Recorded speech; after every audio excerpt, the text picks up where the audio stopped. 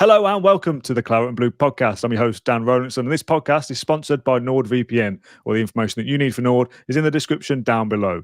Now, I don't normally do my intros after I've finished the episode, but I've just finished recording the episode with Josh that you're about to listen to.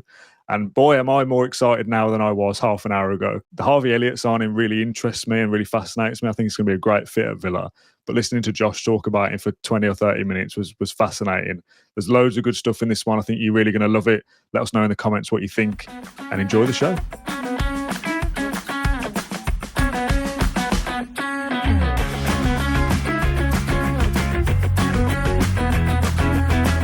Josh, thanks for joining me. How's things, mate? Good, mate, yeah. It's been a while since I appeared on this podcast, I think, so good to be back. One of your favourites.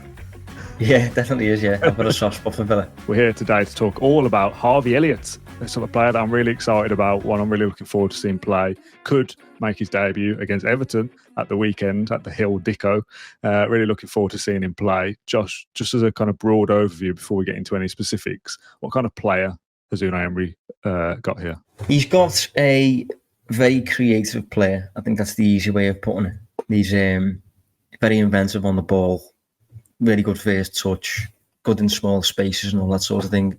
To be honest, he's kind of like your conventional number 10, really, albeit like a Spanish one. I think is probably the best way of putting it. Not particularly mobile and like that, but makes up for that with his first touch. As I've said, he's quite short and stocky, so he can kind of absorb contact and things like that, and escape tricky little situations. And he's definitely got an eye for a pass, really creative and open play. Not really the guy to finish the move, but the guy to put it on a plate for someone like Anthony Watkins, to be honest. So he's been unfortunate at Liverpool. There's lots of mitigating circumstances as to why it hasn't overly worked, but he was absolutely committed. It's a shame it didn't work. A lot of Liverpool fans are disappointed to see the back of him, really, but ultimately it was probably the best decision for all parties. And is that just because Liverpool have got better players around them because you're winning leagues? He's also like a bit of a weird profile, though. Like, he's not quite a right winger, but he's not quite a centre mid either. He's a little bit in between. So the players he's been up against at Liverpool predominantly has been Mo Salah. He's not going to get in ahead of Mo Salah, and Mo Salah's never injured or anything like that, so he never really gets minutes outside of the domestic cups, and even in that, it's only the earlier rounds. If Liverpool gets to the semis or whatever, Salah starts playing. Under Klopp, it was more of a number 8 spot, and under Slot, it's been a bit more of a number 10 spot, but regardless, it's pretty much been Dominic Szoboszlai as a competition. Yeah. Who is, he's a bit good, isn't he? Well, he is really good, but when you actually think about it, he's actually really similar to Elliott across the board in a lot of ways. But the big difference is, there's a chasm between them when it comes to their athleticism. Szoboszlai is like 6'3" and can just run forever, and Harvey Elliott is about 5'6", and to be fair, he might have a bit of stamina about him, but he hasn't got the pace or the speed and anything like that. So Szoboszlai had a role that was, under Slot at least, specifically dedicated to, like, a lot of your work will be you have to cover Mo Salah. Salah doesn't defend, you have to cover him on that side. We also had Trent on that side, who is notoriously a terrible defender, and I can say that now. So Elliott, again, in that role, in that system, it wasn't like a seamless fit. He's not one of those, midfielders who will do the dirty work for a creative star or whatever. He's better suited to being that player with someone else sweeping up for him. So, yeah, tactical reasons in there, definitely, as to why he hasn't really succeeded at Liverpool. There's always that slight fear if he does play in the middle of the park for you. Just because of his willingness to take a risk on the ball. For that reason, he does lose it a little bit. He's not particularly mobile, so if the ball moves past him, he's kind of out the game. There's no recovery pace there, really, and like that. Box to box, he will do it. The industry is there, the desire is there, but the physical capacity just isn't, and it's a shame because it's out of his hands. What's his biggest strength then, do you think? Because obviously Villa struggle against a low block, kind of unpicking the defence with a pass. Is that the kind of finished product that we're maybe looking for? Someone who's going to find something out of nothing? Yeah, I'd say that's his biggest strength, funny enough. Yeah. If he's coming up against the block and the idea is to find a gap, to find a hole somewhere, and to play a pass through it. That's Elliot's biggest strength. I'd actually say he's better in the final third than Szoboszlai is. But like Slot, whenever Slot did use him, it was in like the final half an hour of games and stuff, and Klopp used him a lot in the final half an hour and things like that. If we did need a goal, Elliott would be a nice little solution for you there. He's good at getting it into the box as well. Like he can thread the ball through the eye of a needle, really. And he's been doing that for years. He was doing that, when he was on loan at Blackburn. I think he was only 17 years old, but I think he starts something like 40 games in the Championship, and he was in Blackburn, wasn't he? Yeah, well, I think he hit double figures for assists, something like 7 goals, maybe 11 assists or something like that. That's as a 17-year-old in a proper man's league. So if you can put him in a position where, the game is kind of in front of him, and there's players around him to sweep up the after effects of anything that he tries that doesn't really work, he can definitely thrive. But at Liverpool, he ultimately had better players around him who had the license to create stuff. So he didn't really justify being selected as one of those players unless it was against Morecambe in the Carabao Cup. So if Villa can present him with that platform, maybe put like an Anna behind him or something like that, and stick him close to him and that, and you're up against, I don't know, a deep line Sunderland or something like that. I think Elliott will offer lots of value. I don't know how much you've watched of Villa recently, but under Emery, it's been kind of 4-2-3-1 or whatever. Tielemans and Kamara as your 2, Watkins as your 1, and then the front 3 behind is a left 10, a centre, and then a right, rather than wingers. No width at all in Villa's attacking front 3. It's the fullbacks that will provide that. There's 6 players who can play those 3, and they're very versatile in that almost all of the 6 can play any of the 3. Now, whether that's a problem or not, that no one's really got a defined, Morgan Rogers is the left winger. That's his role. He can kind of play anywhere. If you are putting Elliott into those 3, what's the best one? If he's not quite a right winger and he's not quite a 10, where do you slot him? I would say that the right wing spot or the 10 spot, yeah. I wouldn't put him on the left. Absolutely not, because he is left-footed. He wants to come inside. Yeah. But if the right-sided spot, as you say, is very narrow, and he's got like an overlapping fullback, probably that one, really. Problem is, it's very narrow, but the fullback doesn't overlap. Who's the fullback again? Is it Cash? Yeah. Well, he gets to the edge of the area, and then he cuts back and goes back to the goalkeeper.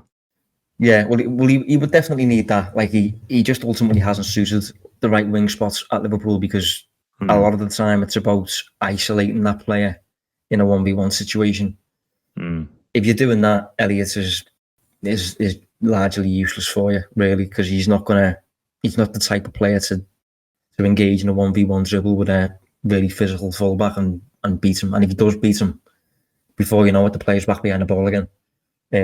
So he would need that kind of, the overlapping, the underlapping sort of thing. He would need players to be taken away from him. He would need to be looking inside the pitch and feeding players running beyond them, that sort of thing, putting the ball into the box and that. And with his left foot, he'd have a nice bit of that, really, in that right wing spot. But I think the 10 as well would work. I think he sees himself as a 10. He's publicly said that. He's asked Arne Slot, play me in the 10. He just couldn't, really, because of Szoboszlai and the need to cover Salah and Trent. It ultimately wasn't a fit for him. But the actual 10 spot in a different kind of system, where maybe the right winger works a bit harder. Maybe you've got more. Because another thing with Liverpool is we also have Alexis McAllister in the same midfield department, who is brilliant. But if there's one thing he can't do, he's not that quick. So to have Elliott and McAllister in the same midfield, suddenly you haven't got many legs in there. Yeah. If Villa can fix that, then you've got every reason to play him, because when he's on the ball, he's as good on the ball, really, as anyone. He offers a lot of value on the ball. Yeah.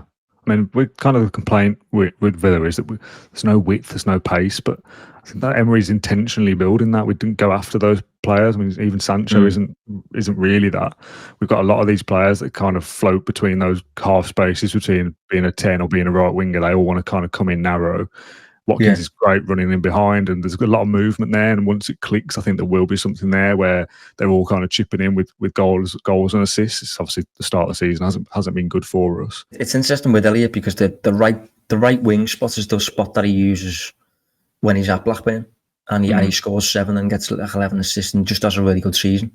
But generally speaking, for Liverpool, especially over the past year, whenever we've seen him on the right wing, just hasn't worked. Maybe with Frimpong it would, with Frimpong overlapping and all that sort of thing, but because Trent never did that. If you leave him isolated, it doesn't really. He just doesn't have the physical edge to beat his man and keep his man beaten. If you get what I mean. Yeah.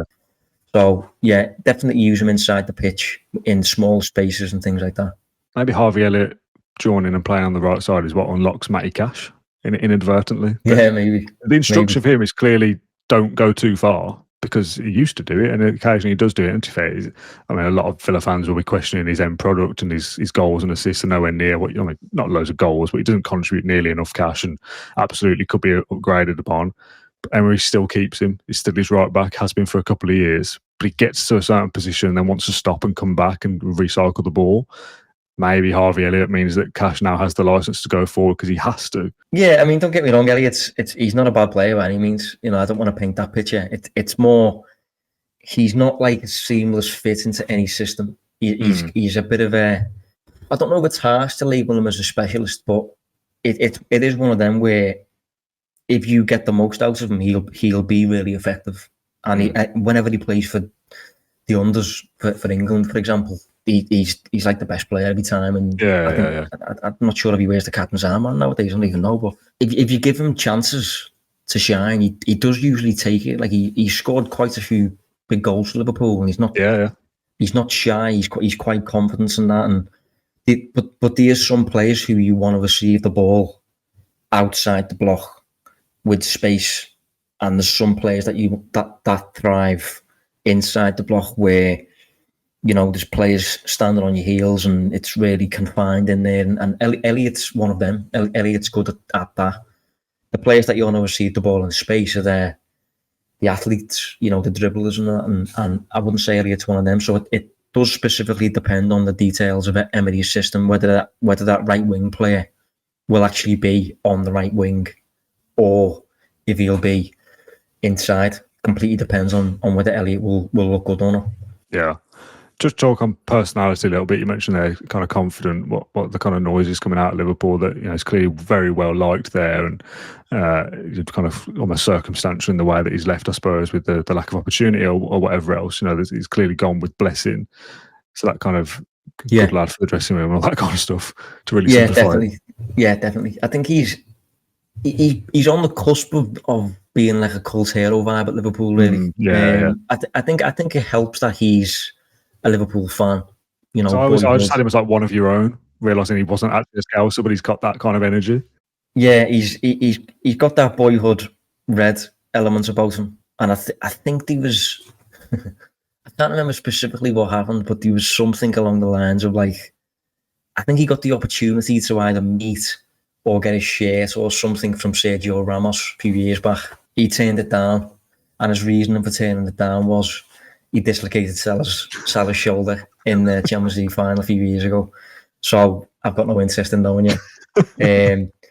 But yeah, he's confident. He's a really good speaker when you hear him talk and things like that. He's really composed, gives you lots of insights, positive, and in the dressing room and things like that.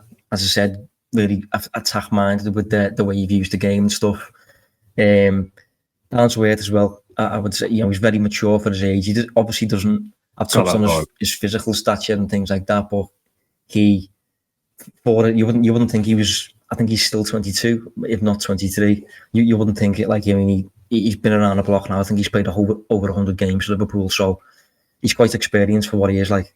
Yeah, I got the vibe from his interview and kind of his introduction around Bodymore and the way it's so stupid because it's just a video, but the way he kind of dealt with other staff and other teammates and stuff, it didn't seem like. And he's not a kid, but you know what I mean. He seemed like somebody who got his head on his shoulders, like a 26, I'll say as 27-year-old. well, he's got that kind of growth mindset about him as well. Like he looks up to Salah quite a lot. Like Salah, he takes quite a few of the diet aspects from Salah. Oh, okay. Like I think he quit eating bread a few months / maybe like a year ago or something, and that was Salah's recommendation. So he just binned it like it was not on him. There was a time when I think Liverpool scored a big goal at some point. A supporter throws a flare onto the pitch, and he picked the flare up and celebrated with it, and he got pictured with it, and it goes down into folklore then a little bit, and so he's good when it comes to the fan side. He's easily liked by fans, and as I've said before, the industry is there. You know, he will absolutely work himself into the ground. It's just a shame he can't do it quicker. But he will do it absolutely, and he does generally paint the picture of a fan favourite usually. Yeah, nice. A couple of questions before I let you go. I've kind of painted him when we signed him as, and this is unfair because, like you say, he's played a lot of games for Liverpool's first team, but he's done really well at an under-21 level when it comes to England. And when you take that step up to the men's first team, I almost feel like leaving Liverpool grants him that opportunity of like, right, I've been a bit part at Liverpool and I've been in England under 21. Now this move gives me that opportunity to kind of show who I am and step up to be a first team regular at a big club in Villa, play really well and get in the World Cup squad for the first team this summer upcoming, you know, if things go really well. Do you kind of get that sense of opportunity of I've done okay at Liverpool, but now it's on me to go and kind of make a proper career? Does that make sense? Yeah. There's shades of the likes of Cole Palmer in there and players like that who are ultimately really good, but the players that they're up against are just never going to move. You know, Soboslai and Salah. It's just unfeasible to suggest that there's any point in waiting around for that. And he's, because I've labelled him as a specialist, he can't just go and play on the other side then, or retrain him as a number 6 or something. It's just not going to work. So it makes sense ultimately for him to just move. And by the way, players who are in that position now had that problem years. Like Salah, for example, when Salah was at Chelsea, he had that problem with Hazard. You know, he couldn't get him out the way, so he ultimately had to move. So it is a normal thing to go through. And for Elliot to make that step, I think it's the right time for him to do it. As I said, he's still young, still really valuable, but got plenty of experience and knows what it takes to succeed at a big club, having seen it himself and stuff like that. So, I think it's a decent investment for the price that you got him for. By the way, I think it's a good deal. Yeah, I mean, he's probably one of the players who's won the most trophies for us already. Obviously not for Villa, but he's won 6 or 7 trophies at Liverpool. It's got to put him right up there in our squad. Yeah, that's what I mean. He will arrive with a proper winner's, growth mentality and things like that. And he's just not played that much.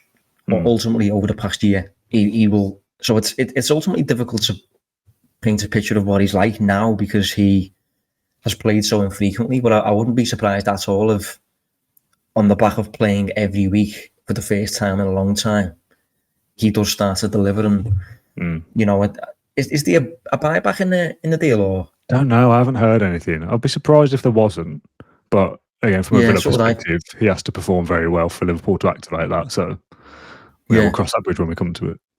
Yeah, but I mean, from a Liverpool perspective, it would make sense to include something like that because there's a lot of supporters at our end who think he has the raw materials if he wants to go and be really, really good. Throughout his career so far, he's been far ahead of his age group. I think it's just, I keep touching on it, but it's just a physical side really. If you can absorb that, surround him with a team of giants maybe, or a team of athletes or whatever. Like me personally, I think it's a decent move for him. But if I was advising him, I would have encouraged him to go abroad. Simply because his biggest weakness is his physicality, and he's playing in the most physical league in the world. So it's going to be emphasised. Whereas that exact same player playing in Germany, Italy or Germany, it's a lot easier for you to thrive because your weakness is masked a little bit more. You look a bit more normal as opposed to coming up against, these 100-meter runners and you stand out like a sore thumb a little bit. So it was the right time for him to move, and I think he was aiming for like a European level as well. So he's obviously got that with Aston Villa. Yeah. So hopefully he does well. I was going to ask you about weaknesses specifically, but seamlessly, Josh, the expert you are, you've discussed them anyway. So that leads me to ask you, finally, I always do this, and it's completely pointless, but I can come back to it at the end of the season. A prediction for Harvey Elliott. What does his season look like? Does he get to double figures in goals? Like, what does a successful period look like for him, do you think? I think a successful period would look a little bit like Grealish towards the back end of his time with Villa, where he's a bit of a maverick. He's the answer to low blocks and things like that. A lot of the team is in place to present him with a platform to do well. Yeah. And if you do all those things, if you give him the keys, he has the on-ball value to unlock doors for you, to get lots of assists. I think he's comfortably capable of getting double figures in assists. And I think he's also got that two elements about him where he would also chip in with goals as well. I think he's got there's certain players of that type in that position. Like, for example, Odegaard is very similar. I would say he's very similar to Odegaard in many ways. I think Odegaard's even better technically, but there's not that much difference between the two of them. Floyd versus another, 10 goals, 10 assists, virtually every season. I think Harvey Elliott can aim for that. Oh, nice. Okay. Well, I'm even more excited about this signing than I was when we first started chatting. So, Josh, thank you very much for coming on the podcast. Appreciate your time, pal. Cheers, mate. Big thanks again to Josh for joining us on this episode. I really appreciate his insight as always. If you've enjoyed this episode of the Claret and Blue podcast, please let us know in the YouTube comments or leave us a nice review. That'd be lovely. We'll be back soon with Claret and Blue, which I believe is a quiz special this week. And then we'll turn our attention to Everton with a preview and a post-match as well. Thank you for watching or listening, and we'll see you then. Bye-bye.